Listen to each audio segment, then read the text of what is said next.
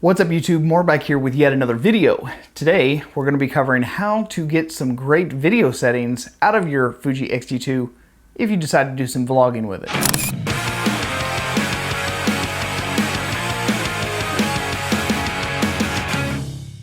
So I'll be the first one to admit that getting video out of the Fuji X-T2 is not as amazing as it could be, especially if you plan on trying to use a lot of automatic settings. Not nearly as good as, say, like the Sony a6300 or the a6500. That's the reason I just can't turn it loose yet. But if you do plan to do some vlogging with your camera, I have a few tips and I have a few settings that I think will really help you guys out. So without further ado, let's talk about a couple of problems. So the first problem that we generally encounter is banding. Now, if you want to adjust your shutter speed and set it on something that's consistent, that will help out quite a bit. With the Fuji X-T2, I have found that in the majority of lighting scenarios, a shutter speed of 40 works the best, or some multiple thereof. So 40, 80, times that by 2, 160, things like that. They generally eliminate most of the banding issues that I've had personally. You might want to experiment with some of the lights in your house in order to make sure that you're going to get the best results, but 40 seems to have basically eliminated all of the banding in all of the LED lights that I currently own in my place. The second problem that I generally run into with the Fuji X-T2 is that no matter where I point the camera, if there is a change in the brightness in that particular area, the Fuji doesn't transition from the highlights to the shadows in a very smooth and very natural way. It's always very mechanical and it just sort of steps like dunk, dunk, dunk, dunk, dunk. It's really weird, but I really do think that I have found the best way in order to transition from highlights to shadows so that it does look much more natural. The easiest way I have found in order to eliminate this problem is to put your lens in automatic mode. Most of Fuji lenses have a big red A on there somewhere. Like the kit lens, the 18-55, it actually just has a switch to go from manual to automatic. Also, you're going to want to put your ISO also in automatic. Doing these two things ultimately gives you the best results when trying to transition from dark to light. If you try and change anything else, if you try and set manually your aperture and only set your ISO, then you're going to run into problems. Of course, you're going to want to keep your shutter speed consistent in order to provide yourself with a more consistent look as far as frame rate is concerned. But if you try and do the opposite, if you try to manually set your aperture and then automatically set your ISO, you're going to get that stepping thing also. It's not very pleasing to the eye. A lot of people don't like it, including myself. But if you put yourself in automatic mode on both ISO and your aperture, you almost completely eliminate it. Not completely, but you do get very, very close. Last thing is that you do in fact want some good tracking. So if you plan to use 1080p face tracking, you probably won't have many problems.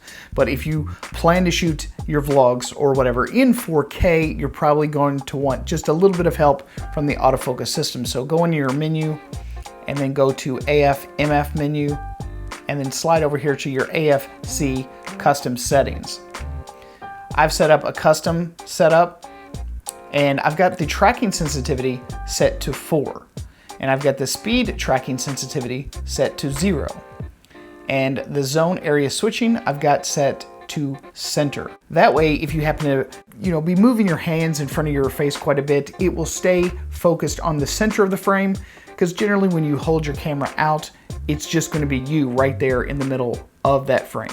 And occasionally, if you're waving your hands around as you're talking, like I do a lot, then it's going to be really hard for you to stay focused. The focus tracking is going to be very inconsistent. So just leave it on center, but you can do a few experiments with auto. I just don't trust it quite yet, so I leave it on center. So in conclusion, I do think that Fuji could probably do a couple of things in order to improve the video features on the X-T2. If they're really serious about improving their video functions on their cameras, making the transition from different lighting scenarios feel a bit more natural and a bit more smooth, I think would go a long way to showing that they are in fact serious about video functions on their cameras. The second thing that I think that they could probably do is allow us to change the settings more openly, more freely, when we're in movie mode. When you swap over to movie mode, you can't really change any of your settings without first going back over into a photographic mode, change the setting, and then swap back over into video mode. I find it a real pain in the butt to try and do that all the time, and I'm 100% not used to that with my Sony cameras. So again, that's another big reason why I just can't let my a6300 go quite yet. I do think that would be a pretty easy fix. It seems like it would. I'm no engineer, but if they are able to fix that or correct that so that we can, easily and fluidly change our settings while we're in video mode, that would be fantastic. I really do wish that they could improve on their phone app so that it doesn't just record in 720p. So I am in fact recording this video right now, the whole talking head portion, in 720p. Now, I do think it looks pretty good. And for most instances, it's gonna look fantastic, especially on phone screens or tablet screens. And most 1080p house TVs are no one's ever gonna really notice the difference. But it really would be super duper nice if they would just allow us to have the 4K.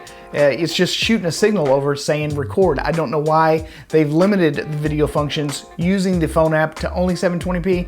Again, I think that would go a really long way to helping people that do videos like me.